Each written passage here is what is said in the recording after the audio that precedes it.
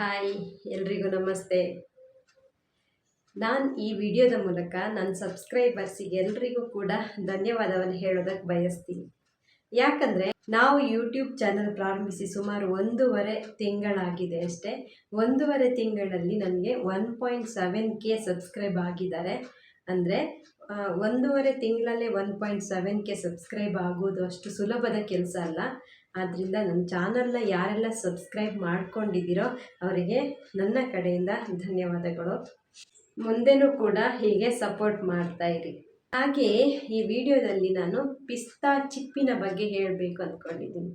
ಪಿಸ್ತಾ ಅಂದರೆ ಎಲ್ರಿಗೂ ಇಷ್ಟ ಅಲ್ವಾ? ಯಾರಿಗೆ ಇಷ್ಟ ಇಲ್ಲ? ಮಕ್ಕಳಿಗೂ ಇಷ್ಟ, ಎಲ್ರಿಗೂ ಕೂಡ ಪಿಸ್ತಾ ಅಂದರೆ ಇಷ್ಟ. ಅದರ ಜೊತೆಗೆ ಪಿಸ್ತಾದ ಚಿಪ್ಪು, ಹೊರಗಡೆ ಚಿಪ್ಪಿದೆ ನೋಡಿ, ಅದು ಕೂಡ ಯೂಸ್ ಆಗತ್ತೆ.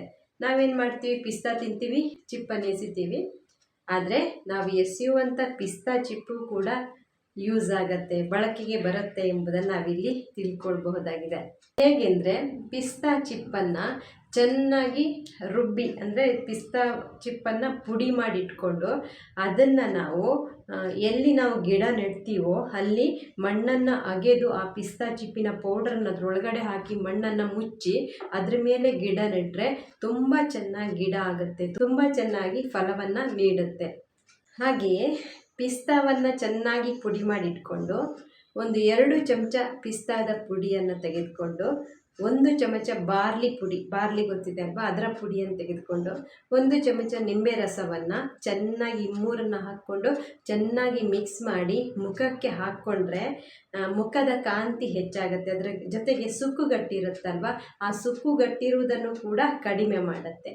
1 ಟೀ ಸ್ಪೂನ್ ಪಿಸ್ತಾ ಶೆಲ್ಲಿನ ಪೌಡರ್, 2-3 ಡ್ರಾಪ್ಸ್ ಜೇನುತುಪ್ಪದ ಹನಿಯನ್ನು ಚೆನ್ನಾಗಿ ಮಿಕ್ಸ್ ಮಾಡಿ ಮುಖಕ್ಕೆ ಹಚ್ಕೋಬೇಕು. ಒಂದು 20 ನಿಮಿಷ ಆದ ನಂತರ ಮುಖ ತೊಳೆದ್ರೆ ನಿಮ್ಮ ಮುಖ ಇನ್ನೂ ಚೆನ್ನಾಗಿ ಕಾಣುತ್ತೆ.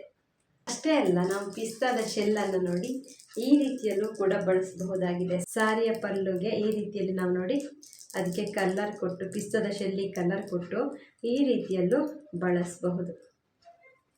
ಮನೆಯ ಬಾಗಿಲಿಗೆ ತೋರಣದ ರೀತಿಯಲ್ಲೂ ಮಾಡಬಹುದು ನೋಡಿ. ಹೀಗೆ ತುಂಬ ಚೆನ್ನಾಗಿ ಕಾಣಿಸುತ್ತೆ ನೋಡೋದಕ್ಕೆ. ನಾವು ಯಾವುದನ್ನು ಯಾರನ್ನು ವೇಸ್ಟ್ ಅಂತ ಹೇಳೋದಕ್ಕೆ ಸಾಧ್ಯ ಇಲ್ಲ. ನಾವು ಅದನ್ನು ಬಳಸ್ಕೊಳ್ಬೇಕಷ್ಟೇ. ಬಳಸುವ ಕಲೆ ಎನ್ನುವುದು ನಮ್ಮಲ್ಲಿರಬೇಕು. ಇದು ಇವತ್ತಿನ ವಿಡಿಯೋ. ಈ ವಿಡಿಯೋ ಇಷ್ಟ ಆಗಿದ್ದರೆ ಲೈಕ್ ಮಾಡಿ, ಶೇರ್ ಮಾಡಿ, ಕಮೆಂಟ್ ಮಾಡಿ, ಸಬ್ಸ್ಕ್ರೈಬ್ ಮಾಡೋದನ್ನು ಮರಿಬೇಡಿ. ಧನ್ಯವಾದಗಳು.